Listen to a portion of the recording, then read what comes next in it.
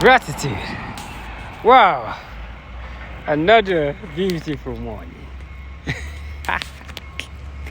I do not know what to say. I am grateful for waking up this morning. I am grateful for having a roof over my head. I am grateful for the breath of life, for the ability to be able to move my body and think, and also embrace my imperfection. Imperfection has led to a lot of disturbances in the mind. One of the many things that I've come to realize over the years is a lot of our mental illness comes from the shame that we carry with us. A lot of time it's got something to do with looking at other people's reality and comparing it to our own.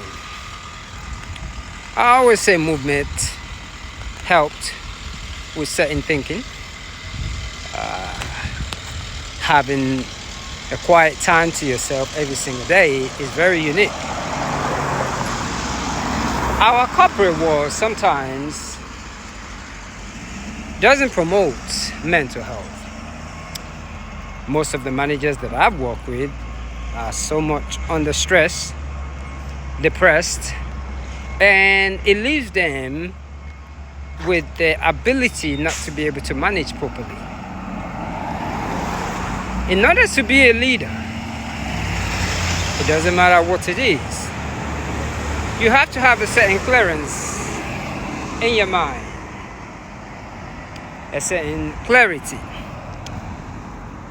Those things really just put me off of my corporate world, because half of the guys that I work with, the managers that I've worked with, aggression. I remember in the corporate world how many times I've been apologized to every day. I, for one, for many, many years, I've always think getting up early in the morning to meditate before my day started and come to the office was one of those things that sustained me. But I realized that most of my colleagues weren't even doing that. My manager is so aggressive that every single day I get an apology from him. After a little while, I tell him to start apologizing, because I feel as if he's apologizing to me and I'm saying, yes, I forgive you, I am participating in his biscuitness. And the corporate world was just something that I looked at, that anybody can be a manager. Most of the interviews that I've been to at the corporate world, half of the guys that are doing those interviews have some form of depression. But in a settings that we do not want to accept, but because of their skin color, most of the time they get away with a lot of stuff. To be able to have a cognitive senses and be able to think logically is just so unique. So, and I think a lot of times, because we have yet to introduce meditation into our corporate world, we just hire based on who we can control. Anytime there's a different thing to have a degree with you.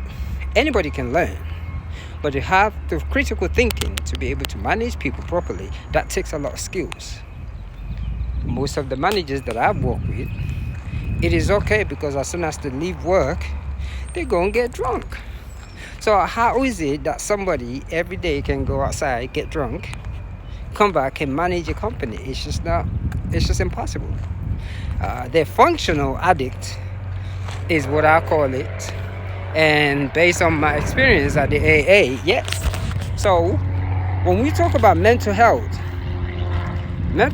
is the ability not to be able to deal with stress. Mental health has a lot to do with people wanting to be in control all the time. You cannot control everything that you see.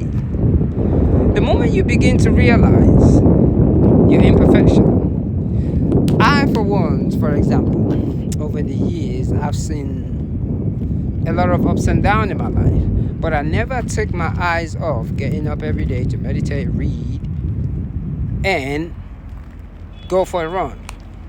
When I was in my corporate world, married, I did the same thing. When I went through a divorce, I did the same thing. So this lifestyle, what it has done, it has able to sustain me. It gave me a lot of richness. And I'm talking about mental richness. To have mental richness is another unique thing. Each time I go to a job interview or look into my colleague's eye at the corporate world, I can see that there's something mentally wrong. So we hide behind our mental illness, either via religion or via our jobs. So all I'm saying is, it's about time we make notice of mental illness. It is about time we eradicate what we call color of the skin. Even though we say we are not racist, in reality, we still look at people based on their looks. I won't say it's a black and white thing.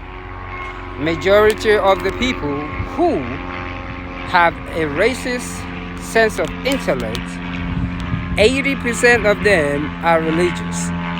And I can say this.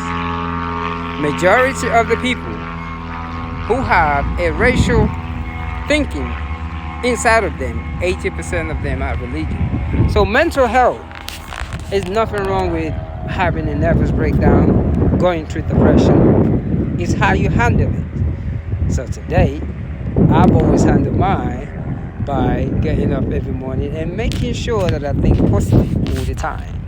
So today I am grateful for another beautiful day, a sense of touch, a sense of hearing, and I'm going to say, may you find peace and one love.